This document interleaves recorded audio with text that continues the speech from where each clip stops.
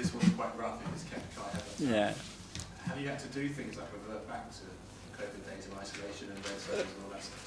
Well, not to the limit of that, but yes, especially preventing when we know that somebody has clear symptoms, to try to avoid spreading that virus or whatever it is in that case. It's tricky because obviously in this period we all have families around and they coming from abroad, so we are in touch with more people, and as well as the time of the year. Normally with these bugs or these viruses, wherever they are more around us, and we are more likely to catch them. And just on Mikel Merino, I think when people picture Spanish midfielders in the Premier League, they think people like yourself or David Silva, Fabregas, like very creative, sort of scheming types. He seems a bit different as a player. Mm. Is that what you expected from him, to be that slightly more physical, passionate player? And has he got that in his locker as well? Well, I think the way he's built is obviously different already, but he has a lot of quality. His capacity to arrive in the opposition box is really tidy on the ball, really comfortable on the ball, and then he gives us that edge, that physicality, and that capacity to win duels. That is very important as well in this league. Why did you think you needed to get that in this summer, do you think, that physicality? Well, especially because the players that we have, the interactions that we can have and the connection we can have in midfield require that, and requires a left-footed in that unit as well, something that we didn't have as well. So we believe that is the right play for us. John from Rachel again. Hello, Mikel. Hi. There's some beautiful pictures just the other side of the wall of you celebrating the cup. Okay. And I just, can I take you back to those and then sort of kind of just how important that was for you and the evolution of the team? And I guess now, as manager, just how important is it to win some silverware? You've got two massive games in the next 6 days. How important is that for you as a manager in your evolution? Well, it's the ice on the cake. Obviously, we work every single day to achieve that, to bring joy to our people, and there is not a single moment that stands out more than actually when you have that cup and you are offering that cup to your supporters and you share it with the people that you work every day with. So there are memories obviously stick in your mind, and hopefully we can create many more. Considering the progress that you've made in the 5 years, would you like to, expected to, have won more trophies? Like, for sure, expected.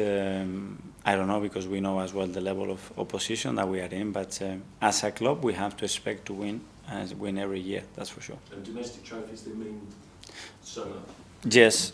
You don't see them on a lower level? They mean to all of us, because if you see how a lot of clubs used to prepare and decide lineups and a lot of stuff around the cups, and how it is right now, it's very different, because we know that to win any trophy in this environment, especially in this country, is extremely difficult. But you won't change that lineup. You've always gone strong, haven't you? Yeah, as strong as I can. Jordan from Thank you. Hi, Mikel. You're at opposite ends of the country, but you've formed a real rivalry with Newcastle over the last few years, and the last few meetings have been really kind of intense and gritty. Can you put your finger on why it's Rivalry? this level? Yeah. No. Newcastle. No. But from my side, at least, no. I mean, I have full respect and very good words towards them and what they do, how they do it. So it's not rivalry, it's willingness to win, but against any opponent, on Newcastle. But the last couple of meetings have been really intense and there have been a lot of incidents. Can you put your finger on why, when these two teams come together?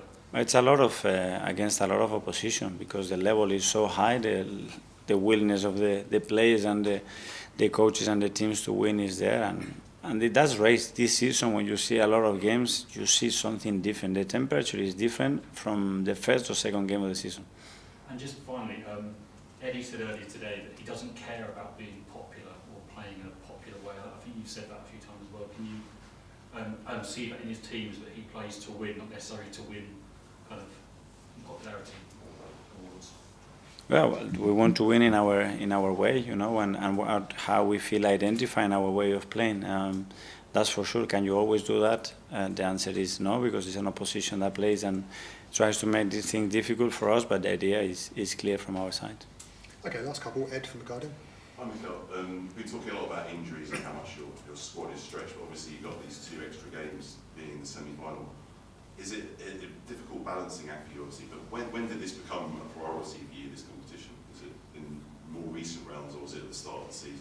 No, from the beginning. I mean, and it's something that we discussed, and the players were very clear. We want to try to win every competition, and we are here, and we have a squad, and we have a level that that requires that we approach every game in that way. And we started game by game, and we're in the semi-final right now, and we really want to make it happen now.